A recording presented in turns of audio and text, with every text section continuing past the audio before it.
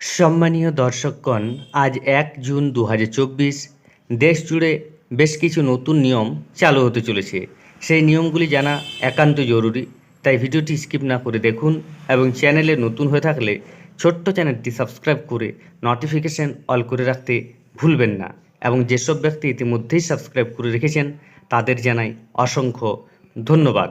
চলুন এক নজরে দেখে নেওয়া যাক জুন মাসে কী কী নিয়মে পরিবর্তন আসতে চলেছে।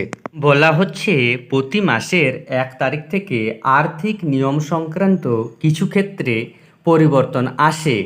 জুন মাসেও তার কোনো ব্যতিক্রম হয়নি।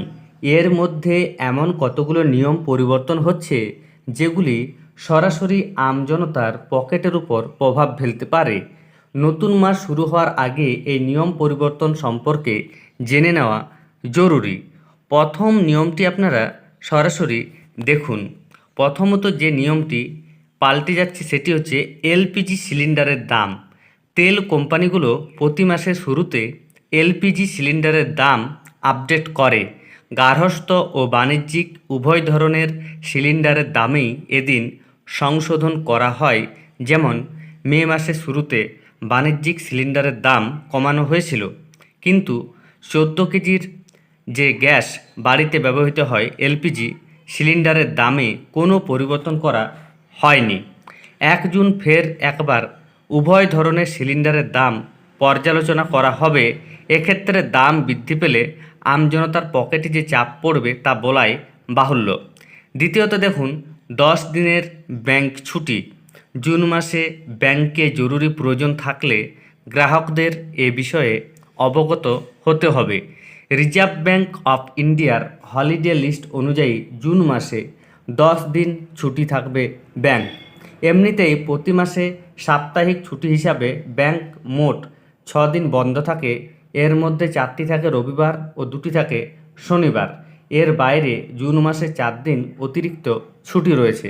তবে এই ছুটি গোটা দেশে নয়, কোনো একটি রাজ্যে নয় বা বিভিন্ন আঞ্চলিক উৎসবের ভিত্তিতে এই ছুটি দেওয়া হয়।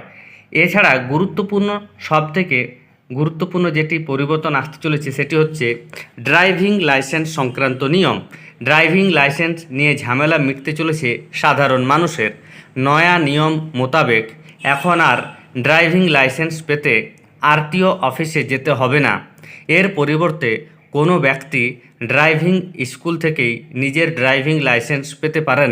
এক্ষেত্রে ওইসব প্রতিষ্ঠানগুলোতেই গাড়ি চালককে পরীক্ষা দিতে হবে ও ফি জমা দিতে হবে। লার্নিং লাইসেন্সের জন্য 150 টাকা এবং পরীক্ষার জন্য 50 টাকা দিতে হবে। পরে ফাইনাল পরীক্ষার জন্য দিতে হবে 300 টাকা। এই পরীক্ষায় কোনো গাড়ি চালক পাস করতে না পারলে তাকে পুনরায় 300 টাকা জমা করতে হবে। এছাড়া 4 নম্বর যে গুরুত্বপূর্ণ নিয়ম হচ্ছে সেটি আধার কার্ড সম্পর্কিত আপডেট। ইউআইডিএআই এর দেওয়া তথ্য অনুযায়ী কোনো ব্যক্তি 14 জুন 2024 পর্যন্ত বিনামূল্যে আধার আপডেট করতে পারেন। আধার ওয়েবসাইটে গিয়ে খুব সহজেই এটি করা সম্ভব।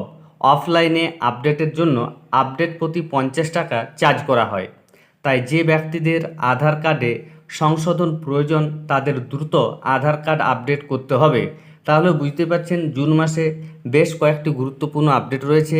এবং যদি এই আপডেটটি আপনাদের কোনো রকম উপকারে আসে ভিডিওটি লাইক এবং শেয়ার করতে ভুলবেন না। ধন্যবাদ।